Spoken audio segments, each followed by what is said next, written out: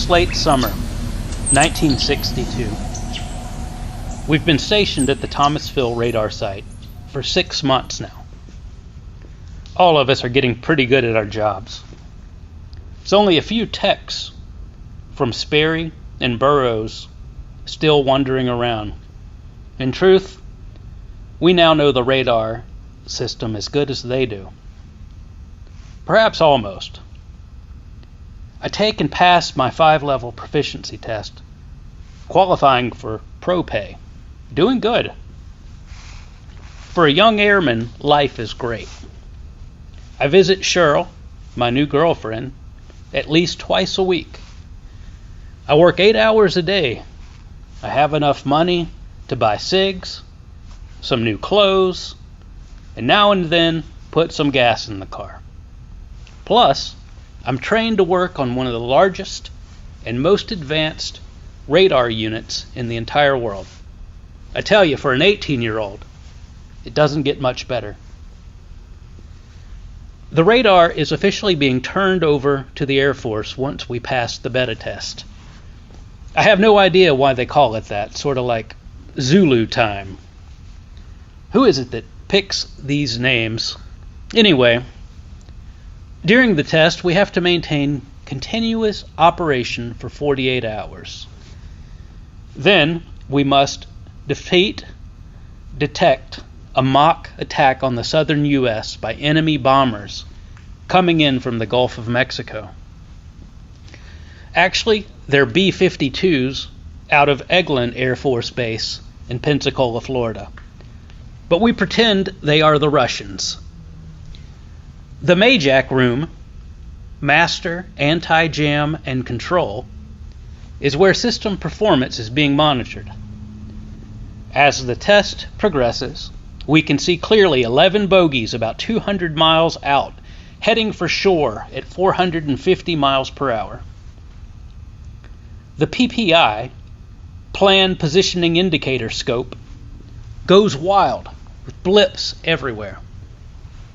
They're jamming us. They're masking their real positions. The MAJAC console has an analog display that shows the azimuth and the frequency that each plane is using to jam our signal. So we're then able to program in frequency changes for a few degrees azimuth around the jammer's position and paint him out again. Then, naturally, the plane changes frequency and we lose him again. The planes are using what is called electronic countermeasures, or ECM. We are using electronic countermeasures, ECCM. This cat and mouse game goes on for an hour and a half until it appears the B-52s are getting the better of it. Then unexpectedly, we totally lose our transmitter drive. The amplitron, main transmitter tube, goes into oscillation. In this state, it's randomly shifting from one frequency at another up to thousands of times per second. We didn't plan it this way. But as it turns out, we can now see the planes clearly, right through their electronic countermeasures. Our transmitter oscillation is changing frequency so fast that the plane systems cannot adapt to it. However, our receiver automatically tracks any transmitted frequency and then adjusts the receiver to pick up that frequency, indicating the position of the plane.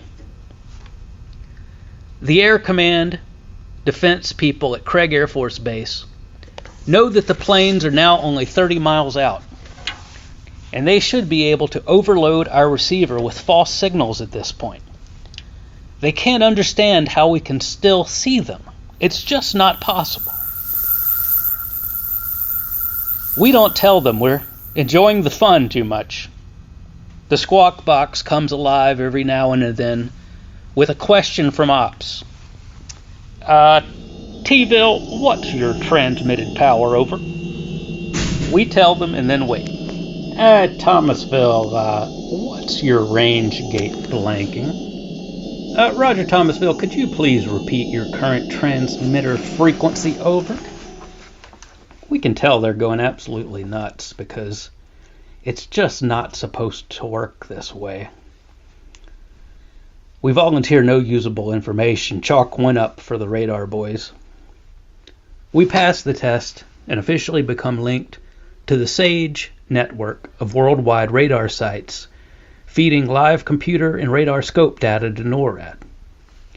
We did, however, get a very nasty memo from Air Defense Operations after a thorough investigation confirmed that we had allowed our transmitter to oscillate and didn't tell anyone about it.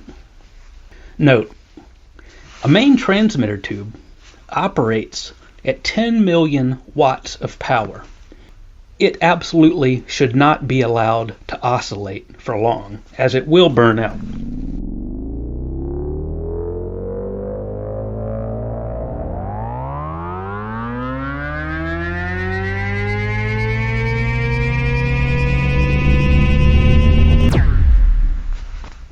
Officially, we are online now, sort of.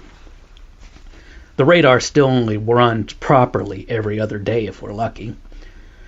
The rest of the time, we're replacing high-priced tetrode tubes and magnetic amplifiers.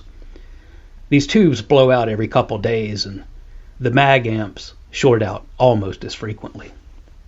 These particular tubes have gold-plated contacts and are very expensive.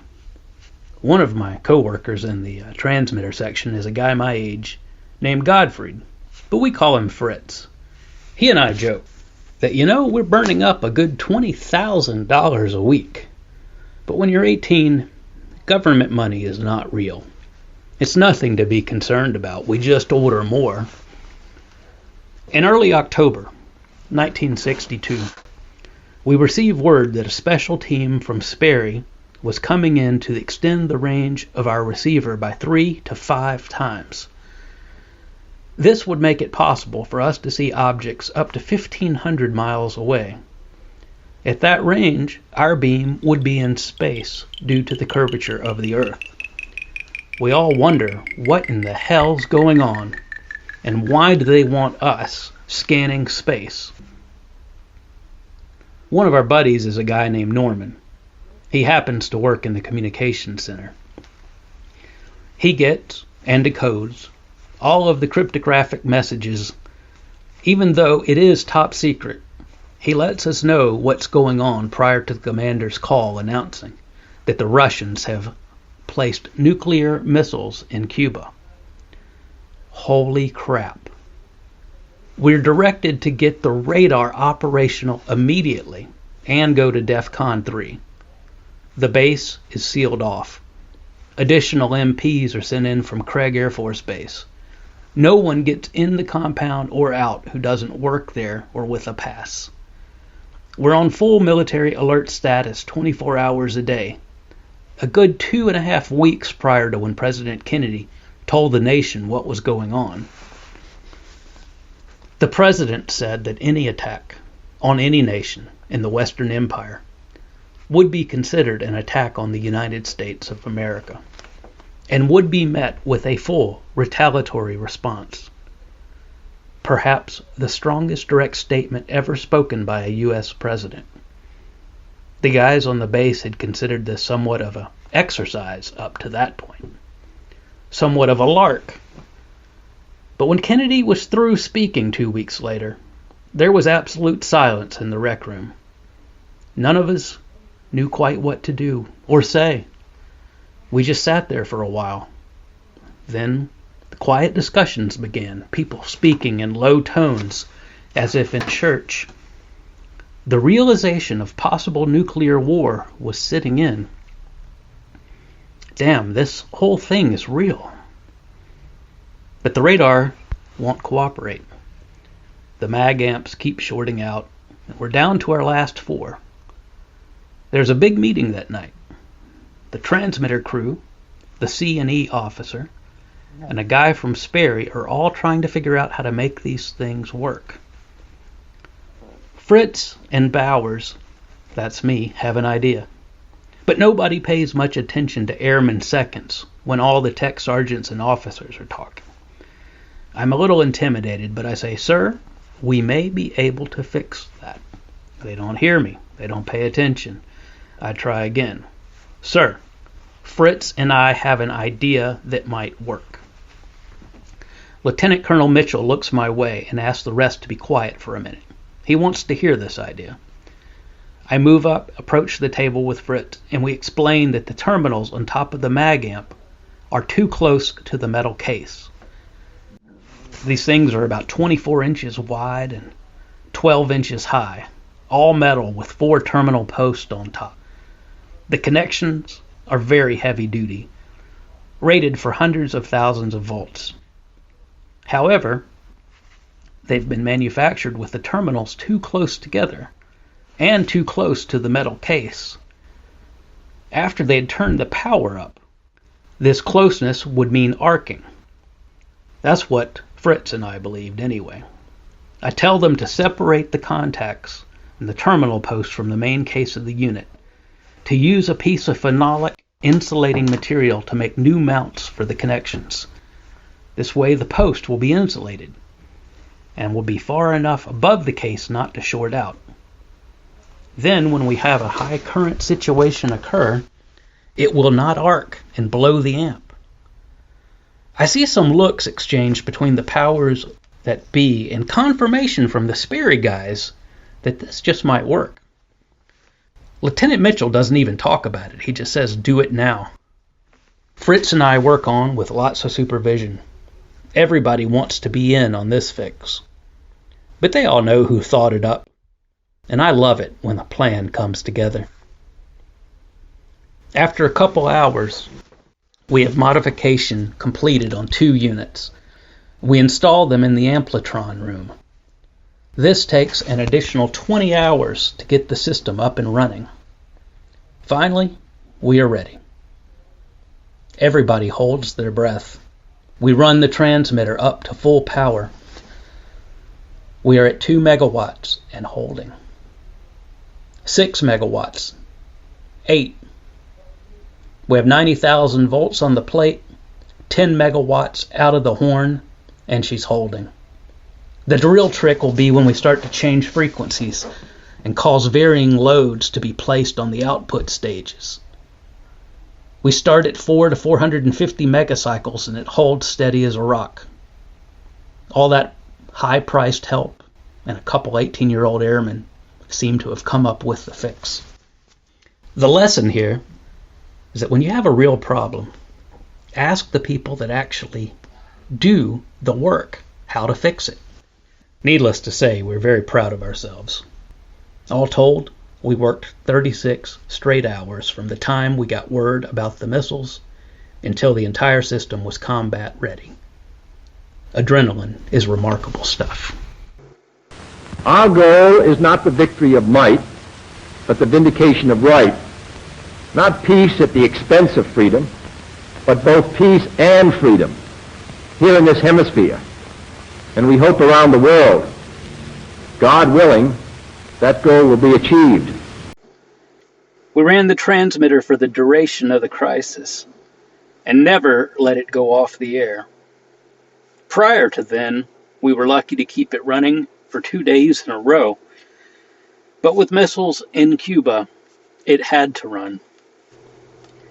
Our beam was sweeping over Cuba first. Then a beam from Texas, top of ours.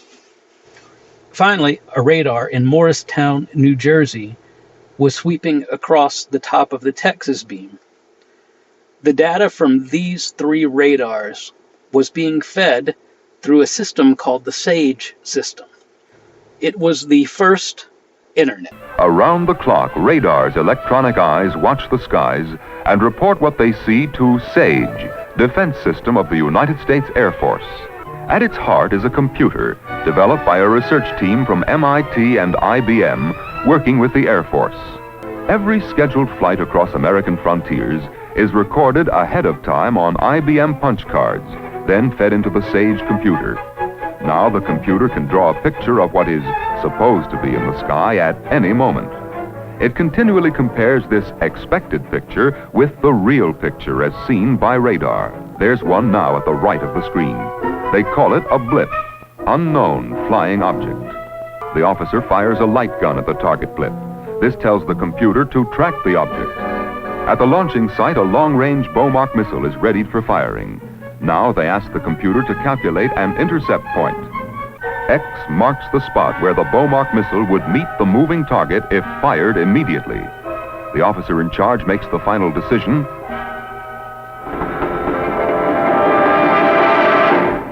Fire. At the moment of launching, the Beaumark missile receives instructions from the IBM computer. As the missile screams toward target, radar keeps on tracking. With electronic control, the computer automatically adjusts the missile to meet any change in the target flight. There is no escape.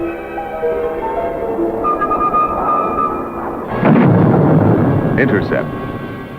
In ops, we normally had airman thirds, airman seconds on the scopes. Now every scope had a full bird colonel watching the sweep go round and round. A colonel on a scope. It was unheard of. Our squadron commander was only a lieutenant colonel. He was the only one on base before. Now the place was crawling with them. Each of them had a headset and an open mic to NORAD.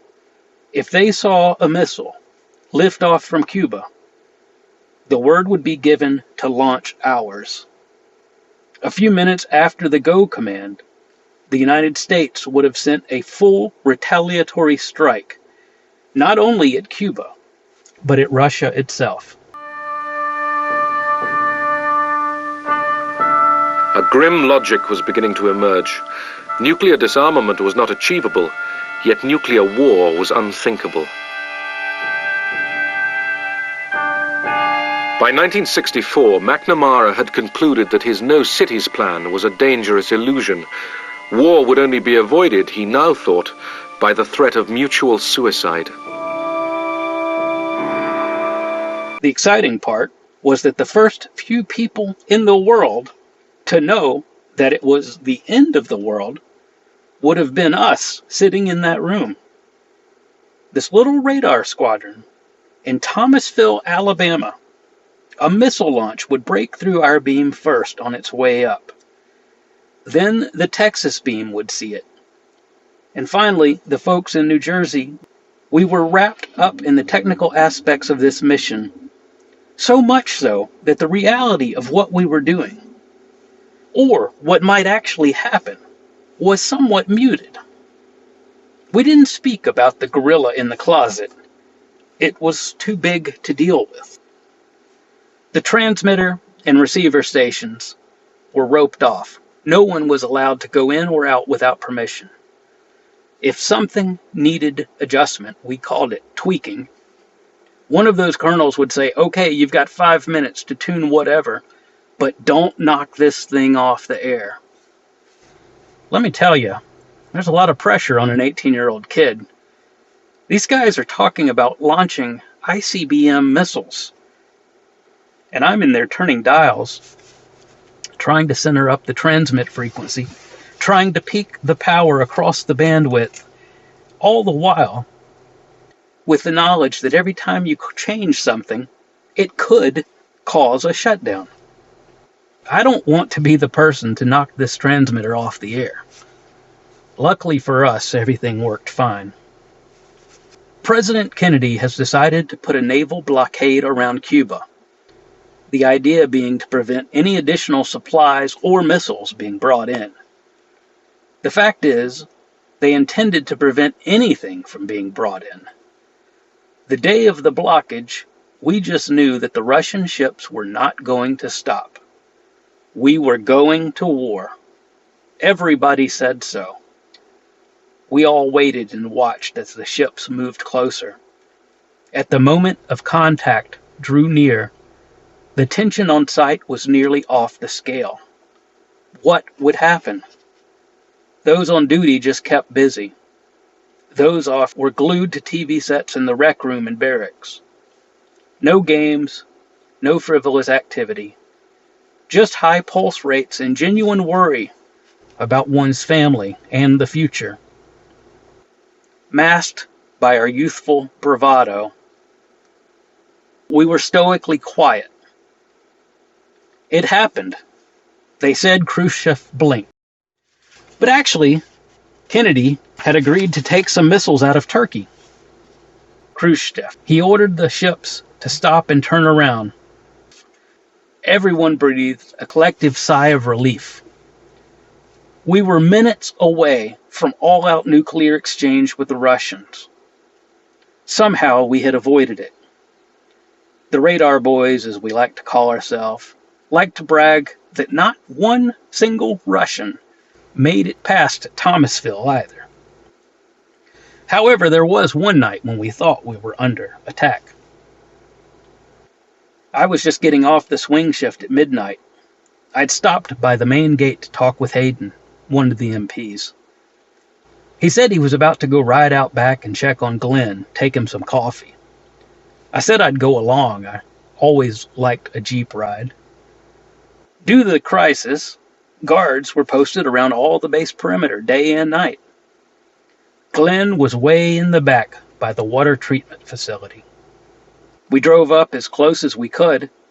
We had to walk the rest of the way. The Jeep would not make it.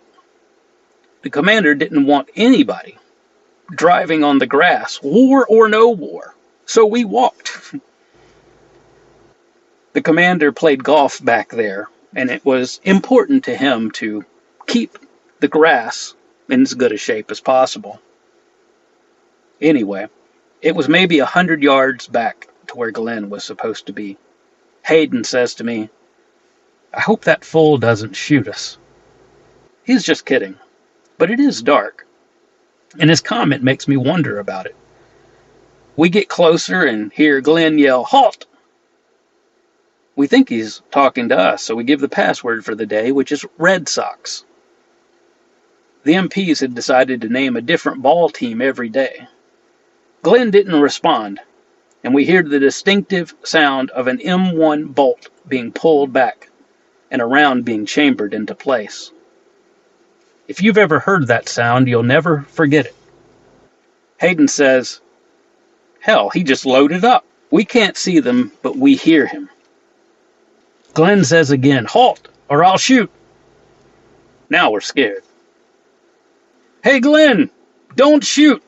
It's Hayden and Bowers." The thought had occurred to us that maybe he had seen something beyond the fence before we had gotten there. So we call out louder this time. "Hey, Glenn, don't shoot. It's Hayden and Bowers." This time he hears us and he comes back to where we're at. He was partway around the side of one of the big water storage tanks. The rear fence has forest directly behind it, and a large cornfield on the left side of the base. Glenn comes towards us in a low crouch, like he's afraid someone will see him. We ask in a whisper, "What's going on?" He says somebody's on the other side of the fence, trying to break in. Now all three of us are huddled together behind the tank, wondering if we should just call for more troops. Just about then, a cow walks into view on the other side of the fence in the cornfield. Just doing what cows do best. This one was all alone, and he must have gotten out of somebody's pasture. What cow could resist a midnight snack in a cornfield? Especially if it's someone else's corn. Corn. I asked Hayden if he thought we should check for Russian insignia. We laugh until it hurts. Glenn never lived it down, and by morning it was all over the base. When it came into breakfast, somebody cried out, "Hey, Glenn! Shoot any of those Russian cows lately?" Somebody else would add, "That was probably a spy dressed up as a Russian cow." It went on like that for quite a while. I felt sorry for him because out there after midnight, all alone, I could very easily have done the same thing. I guess that's why I didn't repeat the tale, but Hayden spread it around as if he knew some secret that he alone had been ordained to bring to everyone's attention. He took pleasure in it. He was one of those people that kind of liked to tear people down to make himself look good. Of course, the opposite's actually true, but that type never seemed to learn that. Everything looked so easy after sunup. The ghost only show up after midnight. I don't think I will ever again have a chance to be a part of anything so important, with so much riding on what I did right or wrong. It was very scary, and at the same time terribly exciting to know you were part of something this big. I mean really big. We stayed on alert for a couple more weeks until it was clear the Russians were removing their missiles from Cuba. The extra guards left, and things got back to normal. Well, actually better than our previous standard for normal. The radar ran properly now. A few missiles pointed your way can really help you focus. The 698th was awarded a unit citation for our part in Operation Falling Leaves. That was the code name for the special radar coverage over Cuba. We all really felt like we had kicked butt. Those radar boys all walked a little taller. My father was in the Air Force during the Cuban Missile Crisis, and that story was his recollection of the highmost point of the Cuban Missile Crisis, when history tells us that we stood up to the Russians and they blinked. Although the truth is, behind the scenes, Kennedy agreed that the United States would take our missiles off of Russia's doorstep in Turkey, and in exchange, the Russians would take their missiles off of Cuba. Seems so logical, doesn't it? If only we could think that way today.